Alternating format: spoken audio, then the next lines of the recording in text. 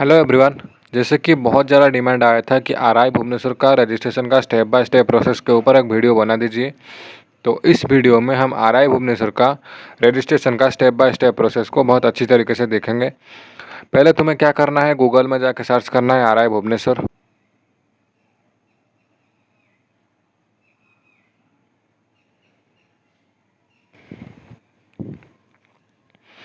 उसके बाद नीचे स्क्रॉल डाउन करना है, यहाँ पर एक सेक्शन दिखेगा आईटीपी, वहाँ पे क्लिक करना है।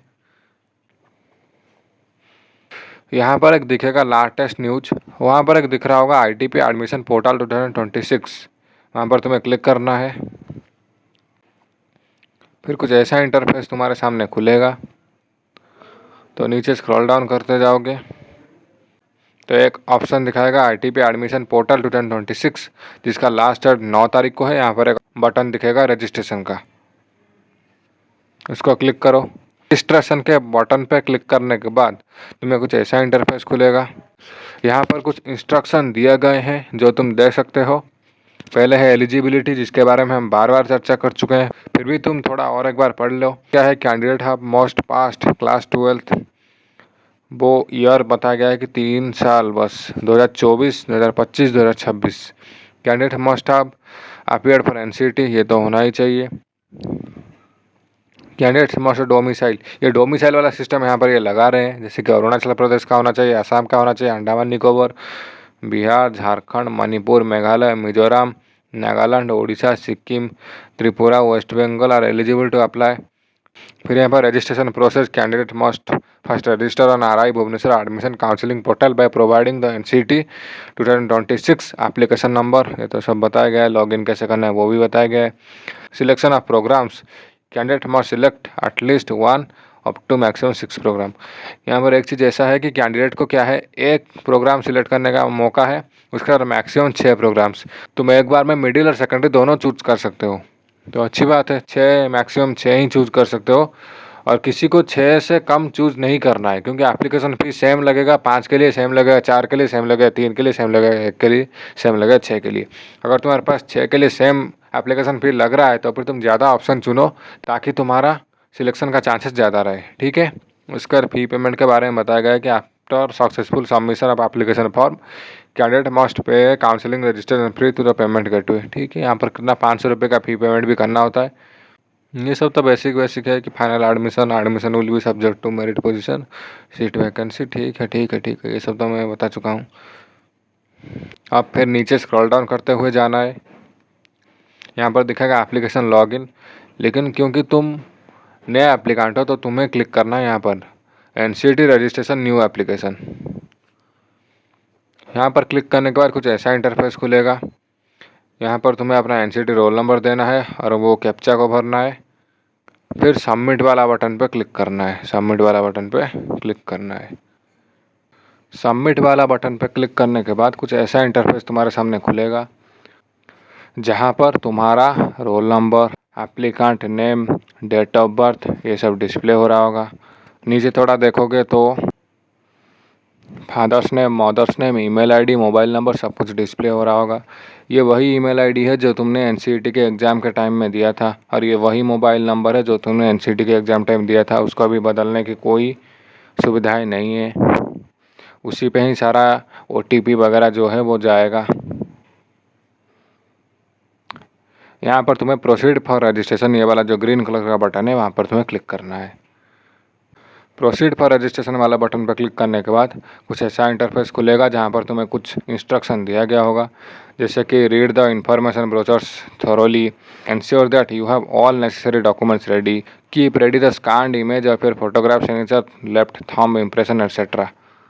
OBC, EWS, SC, ST, PWD candidates must upload their valid certificates. जो एक एप्लीकेशन नंबर मिलेगा ना यहाँ पर अप्लाई करने के बाद, उसको तुम्हें स्क्रीनशॉट लेकर रखना है, वो तुम्हारा हेल्प करेगा फर्दर फ्यूचर में। Incomplete applications will be rejected, applications will only be complete on payment of prescribed fees, मतलब जो 500 रुपये पेमेंट करने के बाद तुम्हारा एप्लीकेशन कंप्लीट होगा। अगर वो सब काम नहीं किए हो तो तुम्हारा एप्लीकेशन जो है रिजेक्ट कर दिया जाएगा। तो फी पेमेंट तुम्हें कन्फर्म करना ही है। फी वंस पे नॉन रिफंडेबल, डू नॉट पे multiple times in case of broken transaction, मतलब तुम्हें बार बार पेमेंट नहीं करना है। ये सब पढ़ने के बाद नीचे स्क्रॉल डाउन करोगे तो एक टिक का बटन दिखेगा, वहाँ पर तुम्हें टिक कर देना है और प्रोसीड पे क्लिक करके आगे बढ़ना है। प्रोसीड पे क्लिक करने के बाद तुम्हें कुछ ऐसा इंटरफेस शो होगा जहाँ पर तुम्हें फिर से वही जनरल इंस्ट्रक्शन जो है वो सब दिखा रहा होगा। इसके बारे में तो हम डिस्कशन ऑलरेडी कर चुके हैं। स्क्रॉल डाउन करते जाना है। नीचे आने के बाद तुम्हें कुछ ऐसा इंटरफेस दिखेगा, वहाँ पर तुम्हारा NCT roll number, applicant name, father's name, mother's name, mobile number, email ID, date of birth. थोड़ा और स्क्रॉल करोगे तुम्हें कुछ ऐसा दिखेगा, प्रोग्राम ग्रुप, जहाँ पर आईटीपी एडमिशन पोर्टल। फिर तुम्हें क्या है, तुम्हारे मोबाइल नंबर पे एक ओटीपी जाएगा, मोबाइल नंबर और ईमेल दोनों पे। तो वही वाला ओटीपी जो है इसी पे एंटर करना है। एंटर करने के बाद एक पासवर्ड क्रिएट करने को बोलेगा, तुम अपने हिसाब से पासवर्ड क्रिएट कर देना। मैंने हमेशा बोला है सबसे सही रहेगा कि तुम्हारा नाम @ उसके बाद तुम्हारा कोई भी फेवरेट नंबर, उसी को पासवर्ड के लिए क्रिएट करो। पासवर्ड क्रिएट करने के बाद दोबारा पासवर्ड को यहाँ पर एंटर करना है कन्फर्मेशन के लिए। फिर नीचे जाकर कैप्चा कोड भरना है। यहाँ पर कैप्चा कोड डिस्प्ले हो रहा होगा और तुम्हें यहाँ पर उसको भरना है। फिर नीचे जाकर रजिस्टर नाउ पे जो बटन है ग्रीन कलर का, उस पर क्लिक करना है। ग्रीन कलर वाला बटन पर क्लिक करने के बाद कुछ ऐसा इंटरफेस दिखेगा, रजिस्ट्रेशन सक्सेसफुल। यहाँ पर तुम्हारा रजिस्ट्रेशन का काम जो है वो कम्प्लीटली ख़त्म हो चुका है। यहाँ पर तुम्हें एक एप्लीकेशन नंबर जो है डिस्प्ले हो रहा होगा, उसका तुम्हें स्क्रीनशॉट ले लेना है। वो बहुत ही हो जाएगा लॉगिन वगैरह करके बाकी सब काम करने के लिए। और यहाँ पर ओके वाला बटन पे तुम्हें क्लिक करना है। इसका लेकिन स्क्रीनशॉट रख लेना है या फिर कहीं पर नोट करके लिख लेना है कॉपी वगैरह में।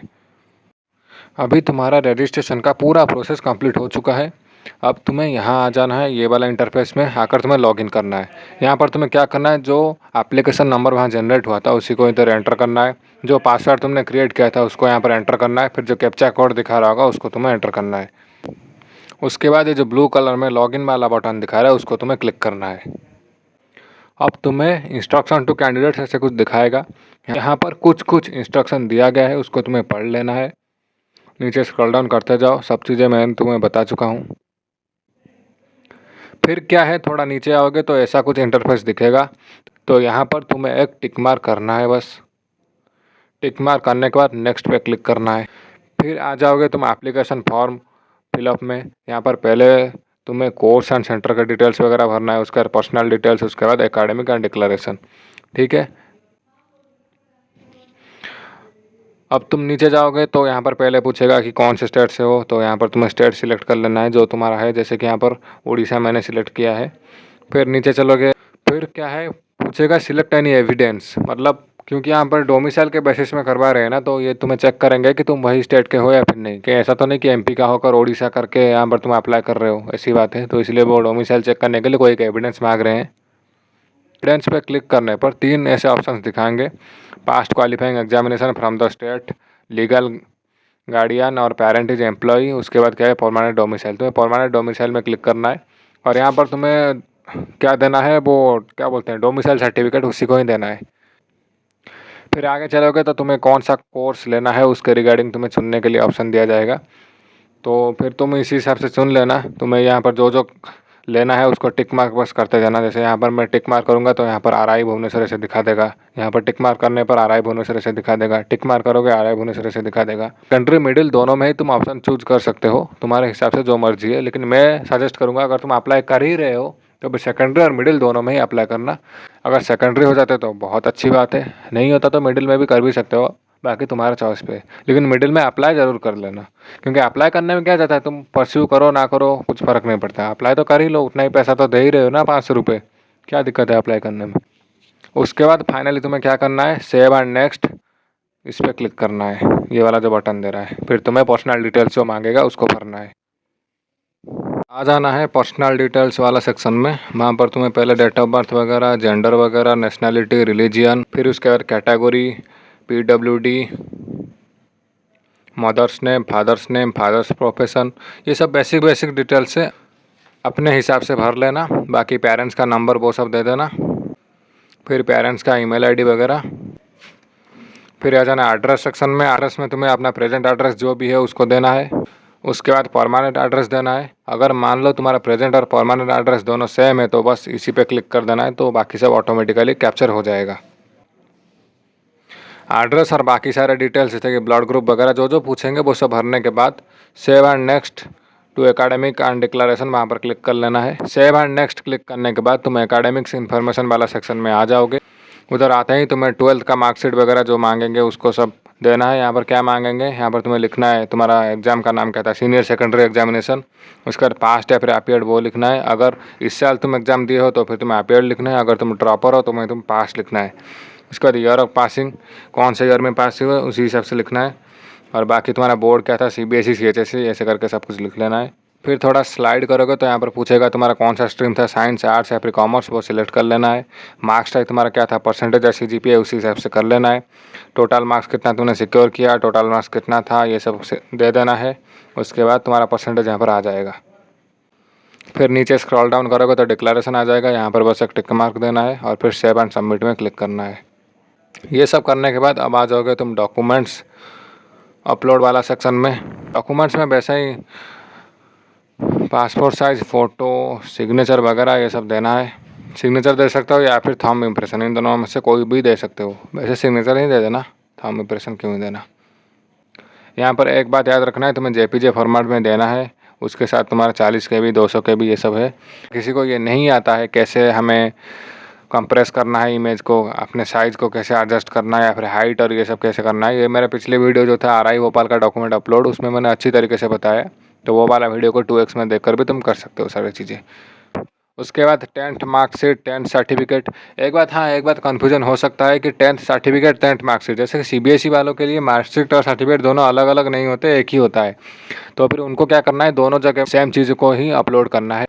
और बाकी CHSE वालों का तो अलग अलग होता है, तो उनको अलग अलग अपलोड करना है। मार्कशीट अलग और सर्टिफिकेट अलग, उनको अलग अलग अपलोड करना है। 12th में भी ठीक वैसा ही करना है।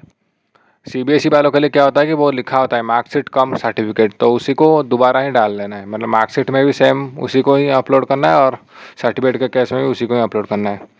उसके बाद सेव एंड नेक्स्ट में क्लिक करो और आगे बढ़ो। ये सब करने के बाद सेव एंड नेक्स्ट में क्लिक करने के बाद तुम्हें पेमेंट सेक्शन में ले जाएगा, वहाँ पर तुम्हें पेमेंट कर देना है। पहले तो एक रिसिप्ट आ जाएगा जहाँ पर तुम्हारा सब कुछ दिखा देगा कि ऐसा है कि तुम्हारा ये डिटेल्स है, सब कुछ चेक कर लो, वेरीफाई कर लो, कोई अगर दिक्कत है एडिट करना है तो एडिट कर लो, ये सब तुम्हें दिखा देगा। रिसिप्ट में अच्छे से चेक कर लेना तुम्हारा नाम वगैरह, पिताजी का नाम वगैरह, बाकी जो जो डिटेल्स तुम दिए हो, और बाकी तुम किस ईयर में पासिंग हो, तो अटैच वगैरह सब कुछ देख लेना। वो देखने के बाद तुम फिर नेक्स्ट में क्लिक करोगे तो तुम्हें वो पेमेंट गेटवे पे ले जाएगा, बस पेमेंट कर देना। इसके बाद तुम्हारा फॉर्म फिलअप का सारा प्रोसेस कंप्लीट हो जाता है। और वो रिसिप्ट को डाउनलोड करने का भी ऑप्शन रहता है, उसको भी डाउनलोड कर लेना। वो सही था, इस वीडियो में मैंने सारा कुछ process step by step RI Bhubaneswar counselling के रिगार्डिंग मैंने पूरा बता दिया है तुम्हें। बाकी तुम चाहो तो इंस्टाग्राम में भी फॉलो कर सकते हो, ये इंस्टाग्राम ID है, इसका लिंक पिन कमेंट में मिल जाएगा। ये है हमारा Telegram group NCERT 2026 discussion group, इसमें भी तुम जुड़ सकते हो, इसका लिंक तुम्हें पिन कमेंट में मिल जाएगा। वीडियो को लास्ट तक देखने के लिए बहुत बहुत धन्यवाद। अगर पसंद आया तो लाइक करें, अपने दोस्तों को भी शेयर कर दें और ऐसे ही अपडेट्स के लिए इस चैनल को सब्सक्राइब कर दें।